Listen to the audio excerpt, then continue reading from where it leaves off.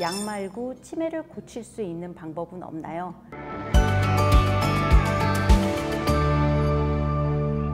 안녕하세요. 대한치매학회 재무이사를 맡고 있는 보바스 기념병원 신경과 나엘입니다. 제가 진료 현장에서 가장 많이 듣는 질문 중에 하나인데요. 일단은 치매는 두 가지 관점에서 생각을 할 수 있는데, 예방을 할 것이냐, 우리 건강한 사람들이 치매를 예방하기 위해서 어떤 작업들을 해야 되느냐, 이게 주가 될 것이고요. 두 번째는 치매 환자라면, 아니면 경도인지 장애 환자라면 약물 치료 말고 그 밖에 어떤 방법으로 이런 질환을 더디게 만들 수 있겠느냐, 두 가지 관점에서 생각해 볼 수 있을 것입니다. 치매 최선의 치료는 예방이고요. 예방하는데 약물적으로 근거가 뛰어난 거는 그리 많지 않습니다. 그러나 비약물적인 다양한 방법들로 치매를 예방하는데 탁월한 효과, 근거가 입증된 그런 방법들이 있습니다. 두 번째는 치매 환자들한테 비약물적인 치료를 함으로써 질환의 진행을 늦출 수 있는 방법들에 대해서 인지 치료를 중심으로 해서 말씀드리고자 합니다.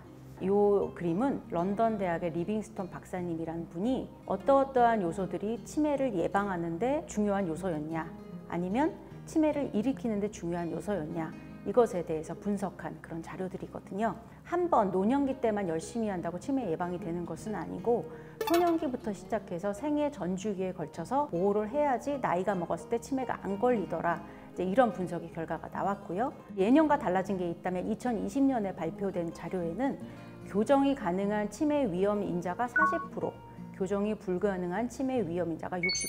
교정이 불가능한 치매 위험 인자라는 것은 유전자가 있다든지 가족력이 있다든지 이런 것들이 되겠는데, 이런 것들은 타고난 거니까 어쩔 수 없지만 교정 가능한 거, 고칠 수 있는 것들, 노력하면은 치매 안 걸릴 수 있는 요소들을 없애는 노력을 해야 되기 때문에 그런 요소들에 대해서 제대로 아는 것이 중요하겠습니다.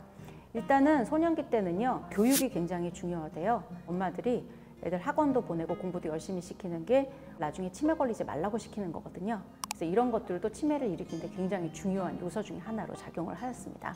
중년기 때는요, 귀가 안 들렸던 분이 나중에 치매를 갈 가능성이 많았고, 그래서 청력에 저하가 있다면 나중에 뇌 손상이 위험이 있을 수 있기 때문에 빨리빨리 청력 검사를 해서 보청기든 청력 재활이든 이런 걸 하시는 게 좋고요. 또 중년기 때 뇌를 다쳤던 분들이 나중에 치매에 많이 왔대요. 자전거 탈 때 꼭 헬멧을 쓴다든지 그런 작업을 하는 것이 되게 중요하고요. 그다음에 고혈압 예방은 중년기 때 고혈압을 적절하게 치료하지 않으면 노년기가 되면 치매가 된다는 거는 요즘 확고한 정설입니다. 그리고 최근에 2020년 들어서 치매와 상관관계를 확실하게 규명되고 부각됐던 부분이 알코올 섭취에 대한 부분이에요. 알코올성 치매 이런 얘기도 들어보셨죠? 그래서 주당 500cc 캔 8캔 정도 됩니다. 요 이상 정도를 일주일에 마시면 하루에 한 캔이겠죠?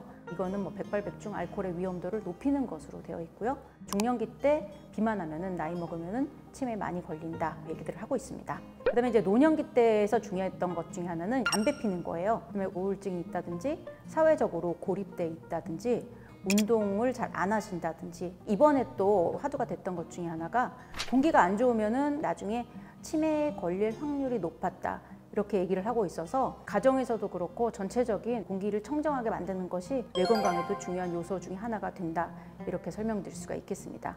그 다음에 당뇨를 잘 조절하는 것이 치매를 안 걸리는 데 중요한 요소였고요. 그 밖에 중요한 것 중에 하나는 충분한 수면을 취하는 거. 코골이가 많다든지 수면 무호흡증이 있다든지 이런 분들은 수면 클리닉을 방문하셔서 적절한 처치를 받으시는 게 좋고요. 그 밖에 뇌 건강에 좋은 음식을 먹는 것, 머리를 쓰는 작업을 꾸준히 하는 것, 이 모든 것들은 치매를 일으키지 않게 하는 가장 중요한 활동 중에 하나라고 볼 수 있겠습니다.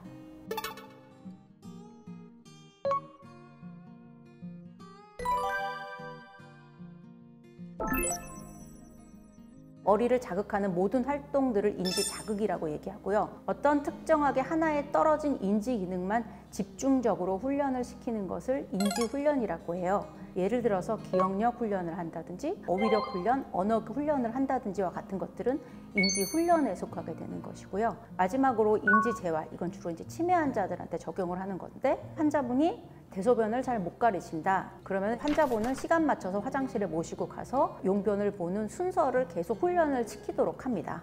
그래서 훈련을 계속 하다 보면 환자분이 규칙적으로 화장실에 가는 습관을 기르게 되거든요. 이것이 바로 협의의 의미의 인지 재활입니다.